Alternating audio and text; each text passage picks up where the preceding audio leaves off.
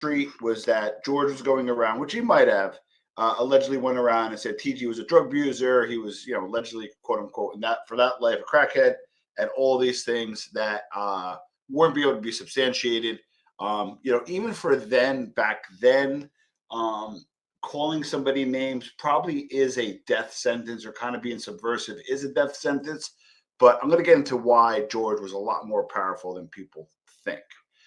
In early 1999, at a wedding, Sal Vitale said George had to go. It was set up with Patrick DiFilippo, who invited Chachev to a meeting with Graziano over some marijuana rackets.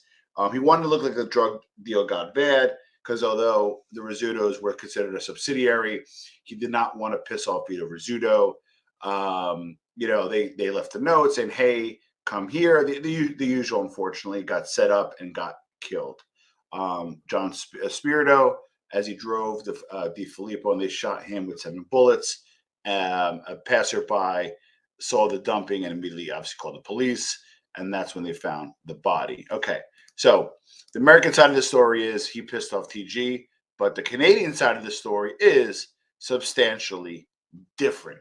The reason why I'm doing this is I got a strong tip out of Canada that I substantiated as much as I could. I also even reached out to some people on the U.S. side who were around at that time, and I got to validate a lot more of this information than I felt needed to and comfortable. So I'll give you what I got, and then you can kind of make your decision from there. Okay.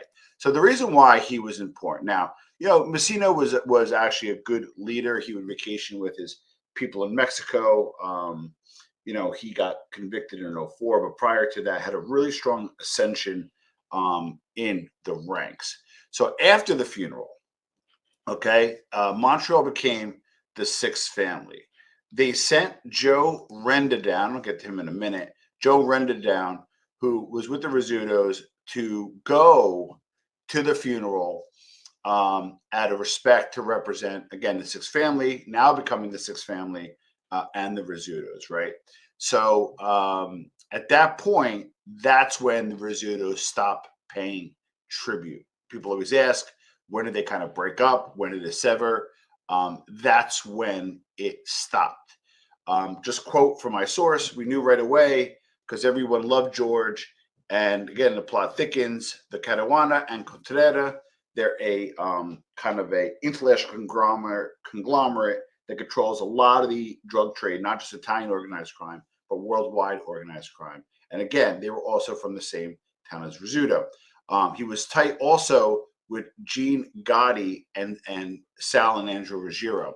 Now, who are the Contreras and Caruanas? They are powerhouse kind of drug overlords. They pretty much built out the island of Aruba. They were out of Venezuela, had to get out for political reasons, and then eventually set up shop in Canada. If you ever heard of them, they're considered what they call the Rothschilds of the mafia. Heavy hitters, kind of stay neutral. Now they sell a lot to the Ndrangheta, but they essentially are the brokers that deal with whether it be the Colombians, whether it be the Mexicans, wherever they are, and then they're the ones who feed the drugs, mostly heroin, mostly cocaine now, fentanyl, and some heroin, and they're the ones who get it from Canada into the U.S. They're the ones who get it for Canada, and they also have a good lion's share in Italy as well as Australia. Now, allegedly, they're considered, and this is Alfonso Caruana. Allegedly, they are Sicilian mafia made, but they tend to be agnostic and deal with kind of whoever pays them in Italian OC. As I understand, the biggest customer now is Ndrangheta. They still deal with Cosa Nostra, but I think they actually sell mostly to Ndrangheta. Okay, so that's who George from Canada got his drugs from. Okay, so he got his drugs from the Caruana Contreras, had relationships with Rizzuto, and that's where Sal Ruggiero got his pipeline. So when he died in a plane crash, that's when Angelo Ruggiero and allegedly Gene Gotti picked it up, and that was their supply. So when he died, everything went haywire. Killed off the supply from Canada, pissed off Canada where they went on their own. And later on, and again, so Lopresti got killed by the Bonannos.